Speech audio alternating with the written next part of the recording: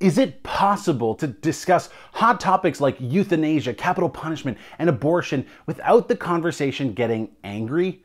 I'm Matt, and this is Truth Snack, a channel that tries to help you spend a little more time discussing what really matters in life. In this video, I'm going to lay out some tips and tricks that I use to take the heat out of hot topics.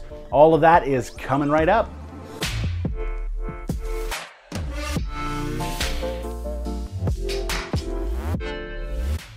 I think at some level, everyone enjoys talking about controversial topics.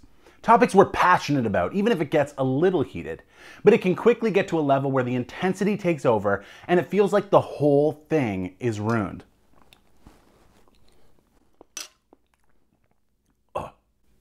Yeah, that's horrible. So I've been reading this great book by Koukl called Tactics, and immediately he lays out his top 2 rules for having a healthy, beneficial conversation with others. Rule number 1, if you get angry, you lose. Rule number 2, if they get angry, you lose. I love these rules because rule number 1 holds you to this high standard in how you act, and number 2 gives you this built-in accountability on actually caring for the person you're talking to. If you're calm but acting like a jerk and the other person gets angry, you don't get to look down your nose at them from your high horse. If they get angry, you lose. Of course, you can't control if they respond in anger. Sometimes they will and it won't be your fault, but following these rules reveals your interest in a healthy conversation with someone you genuinely care about, above scoring points and winning an argument. So hold up. If you're like me, you're thinking rules about not getting angry aren't that helpful. People are already furious. And you're right. I read enough YouTube comments to know that people come to discussions of euthanasia, capital punishment, and abortion piping hot. Well, why is that? I think one reason is that people come to hot topics with this mindset. I'm right, and you're a terrible person. But listen, if we're gonna have beneficial conversations, we have got to substitute that for I think I'm right, and you think you're right.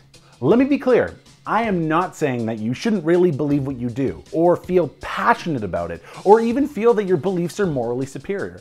Listen, that's what it means to have a moral disagreement with someone. We think we're right, and not just correct, but morally right. And those who disagree are wrong, and not just incorrect, but morally wrong. But both sides feel that way strongly, so neither side is further ahead by believing they have the moral high ground. Pause and consider that the other side may be just as confused, hurt, or disgusted with your position as you are with theirs. So let's give each other grace by jumping into the conversation with, I think I'm right, and you think you're right, instead of, I'm right, and you're a horrible person. If we're willing to change our mindset and apply rules 1 and 2, I think it'll go a long way to take the heat out of hot topics. If this video got you thinking, then there are 3 things you can do. The first is share it online or in person with a friend. The second is consider subscribing, as Truth Snack puts out a new video every Tuesday, and you can do that by hitting the little TS logo in the corner of the screen. And then thirdly, before you go, answer today's question in the comment section below, which is this. What are your thoughts on how we can have less angry and more beneficial conversations on moral issues?